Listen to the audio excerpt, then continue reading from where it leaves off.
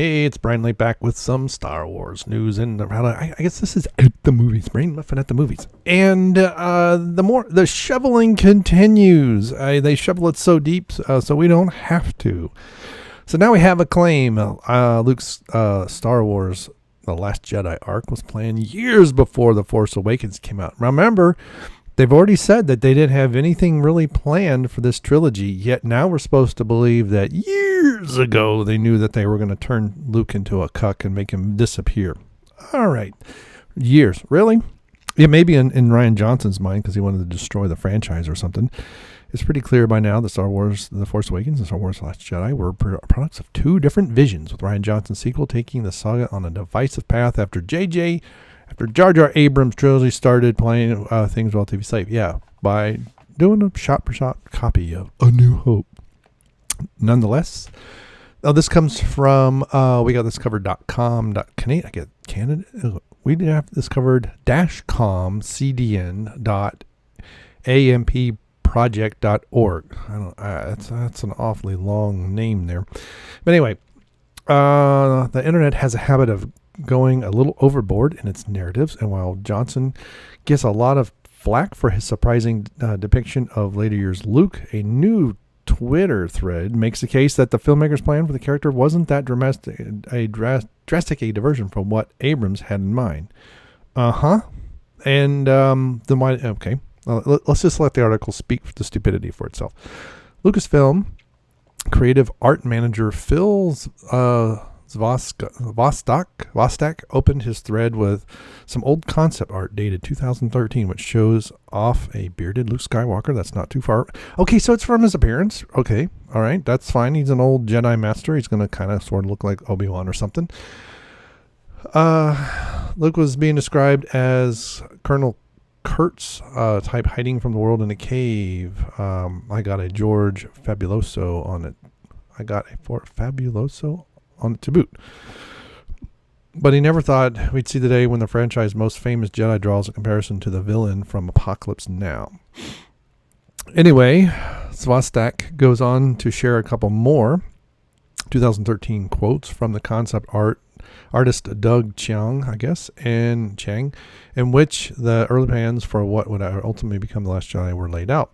At this point in the story, 30 years after the fall of the Empire, Luke has gone into a dark place. He always had his dark side potential within him, being that his father was Darth Vader, so he was really struggling with that.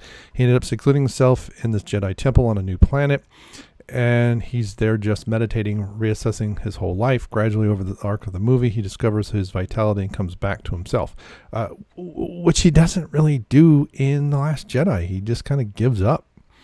And, he doesn't... anyway, if you don't like The Last Jedi before reading these quotes, then chances are your mind remains unchanged. But seeing how the rough outline of Luke's arc eventually existed years before... It didn't. That's not even a rough outline.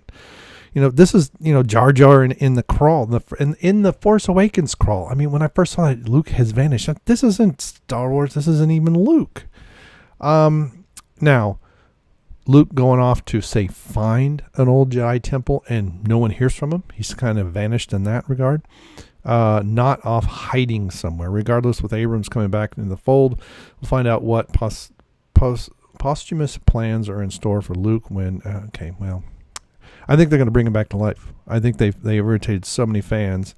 It wasn't the concept of Luke hiding in a cave that was the problem. It was the franchise lampooning way in which Rian Johnson handled it was the problem. In a similar way to Birdman, TLJ was a joke at the Star Wars franchise expense that apparently the studio still hasn't got.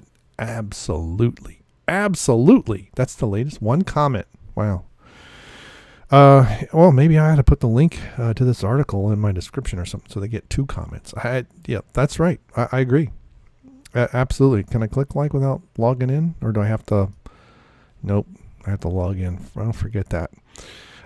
This is just another attempt by the apologists to, make up for the TLJ. And really, I think TLJ probably could have been a little bit better absorbed by fans if there wasn't all of the lampooning of the fans and putting the fans down and calling us, a bunch of racist and worse names, and it just going on and on and on and on, cry it man babies and all that stuff. And that really, really alienated the fans from Rian Johnson too.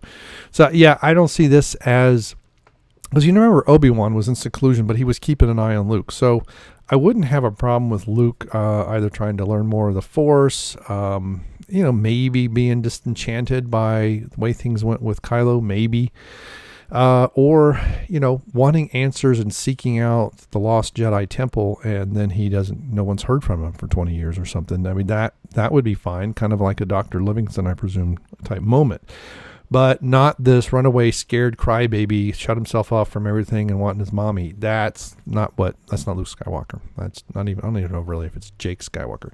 So we got this screwed. I mean, we got this covered. Yeah, you didn't cover it, and you're just making up an article out of your ass. That's all you're doing. All right. Thanks. Bye.